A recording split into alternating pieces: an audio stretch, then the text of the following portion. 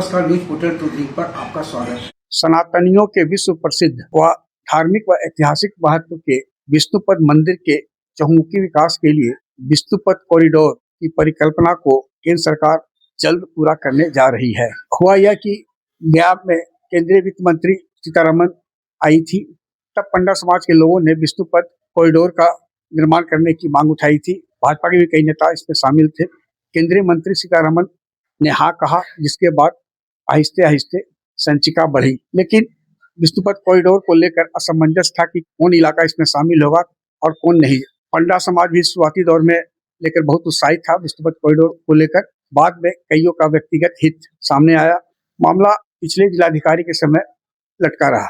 शशांक शुभंकर जिलाधिकारी बनकर जब गया में आए तो उनके समक्ष यह मामला आया, तो उन्होंने यानी जिलाधिकारी ने बगैर कोई शोर शराबा के विष्णुपद कॉरिडोर से संबंधित जितने भी संबंधित पक्ष है उनसे पहले बैठक की, सुझाव मांगा गया।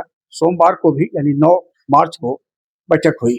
बैठक में कई सुझाव आए, लेकिन एक बात जो सामने आई कि सरकार विष्णुपद कॉरिडोर के अंतर्गत आने वाली भूमि, चाहे वह निजी हो या सरकारी भूमि पर जो अतिक्रमण है उसे हटाएगी सरकार, और जो निजी भूमि है उसका मुआवजा बाजार दर से उसे तय होता है 2 गुना, लेकिन 3 गुना या संबंधित पक्ष या हैसियत को देखते हुए बढ़ाई भी जा सकती है।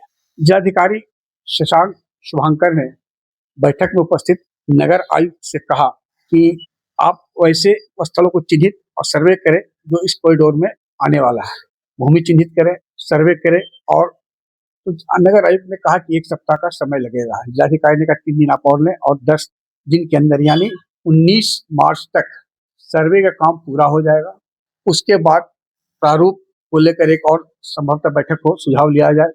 जयपाल पंडा समाज है, चैम्बर ऑफ कॉमर्स है, स्थानीय पार्षद है। इसके बाद वो डीपीआर फाइनल फेज में चला जाएगा। बैठक में नगर विधायक और फिलहाल जो विधानसभा अध्यक्ष प्रेम कुमार, उनका सुझाव इसके पूर्व की बैठक में था कि जो धार्मिक और ऐतिहासिक महत्व की वेदियां हैं उसकी यथास्थिति बनी रहे। इस बात पर मुहर लगी, सुझाव आया और मान लिया गया। वैसे इस संबंध में जयपाल पंडा समाज के वरिष्ठ सदस्य महेश गुप्त बताते हैं कि वैसे 79 वेदी, पिंडदान और धार्मिक महत्व के स्थल हैं जो विष्णुपद कॉरिडोर में है, लेकिन इनमें 16 ऐसी वेदियां हैं जहां धार्मिक कर्मकांड है और जागृत पिंड वेदियां मानी जाती है। तो उन 16 वेदियों को यथावत बनाए रखने का जो सुझाव आया है उसे बैठक में मान लिया गया है। साथ ही बैठक में यह भी चर्चा थी कि क्षेत्र के अनुसार विष्णुपद और अक्षयवट शामिल है, लेकिन इसमें मंगला गौरी के साथ साथ कपिलधारा आश्रम को भी कॉरिडोर में शामिल करने का प्रस्ताव चैम्बर के संरक्षक डॉक्टर कौशल प्रताप ने दिया, जिस पर विचार करने की बात कही गई है। यह माना जा रहा है कि कपिलधारा आश्रम भी इस विरासत में आ जाएगा, क्योंकि कपिलधारा आश्रम उत्तर प्रदेश के मुख्यमंत्री योगी आदित्यनाथ के नाथ संप्रदाय से वहाँ उनका ऐतिहासिक मंदिर भी है, उसे संरक्षित होने की संभावना है। अब जहाँ पर पेच फंस रहा था कि मुआवजा की राशि आप कैसे तय करेंगे, तो जिलाधिकारी ने बैठक में स्पष्ट कर दिया कि का जो भी प्रारूप है उसका अच्छा सा पालन किया जाएगा। और डीएम शशांक शुभंकर ने बताया कि कैंप लगाकर चिन्हित की गई और सर्वे में जो शामिल खंड है, जो भी निजी है, उसका उचित मुआवजा दिया जाएगा सरकार द्वारा तय मानक के अनुसार, और जो सरकारी भूमि पर अतिक्रमण है उसे हटा दिया जाएगा। लब्बो लुआब यह रहा कि करीब 600 से ऊपर ऐसे प्लॉट या भूमि है जो विष्णुपद कॉरिडोर के अंतर्गत आते हैं। सर्वे में स्पष्ट होगा कि संख्या में बढ़ोतरी की संभावना है, कम होने की संभावना नहीं। एक बात और है जो विकासी कॉरिडोर से संबंधित है, आप देखेंगे तो खतियान में, पुराने खतियान में जमीन किसी और का है और कब्जा करके कोई और रह रहा है। वैसे लोग ज्यादा प्रभावित होंगे।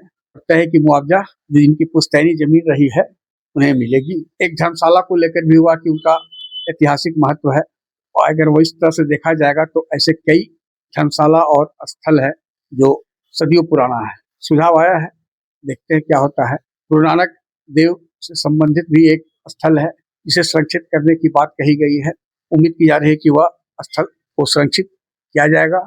यानी कुछ भी है, 19 तारीख के सर्वे रिपोर्ट के बाद जो नगर आयुक्त का होगा, यानी इस महीने तक ये स्पष्ट हो जाएगा कि कौन जमीन और भूखंड है जो विष्णुपथ कॉरिडोर के अंतर्गत है और फिर उसके बाद कैंप लगाकर मुआवजा और फिर जमीन को कब्जे में लेकर और फिर निर्माण कार्य शुरू होगा। लेकिन उसके पहले निर्माण कार्य के पहले जो भी भूमि है वो वास्तुकार के अनुसार से समतल किया जाएगा और फिर उस पर निर्माण होगा। एक अच्छी पहल है, लेकिन तय है कि इसमें विरोध भी होगा क्योंकि कईयों के आशियाना भी टूटेगा, तय है। लेकिन गया जी का विकास होगा, कॉरिडोर से टूरिस्ट की संख्या भी बढ़ेगी, पर्यटक भी आएंगे, यह भी तय है। और इसके लिए जिलाधिकारी शशांक शुभंकर ने जो सभी पक्षों को लेकर बैठक की, उसकी भी चर्चा बैठक में शामिल प्रतिनिधि कर रहे हैं कि धैर्यपूर्वक सभी बातों को सुना गया, कोई उत्तेजना नहीं, और जो भी प्रश्न किया गया उसका संतुलित और तार्किक जवाब जिलाधिकारी द्वारा दिया गया। बैठक के बाद भले ही कोई कुछ, लेकिन बैठक स्थल पर ऐसी कोई बात नहीं हुई जिसे कह सकते हैं कि काफी विरोध हुआ।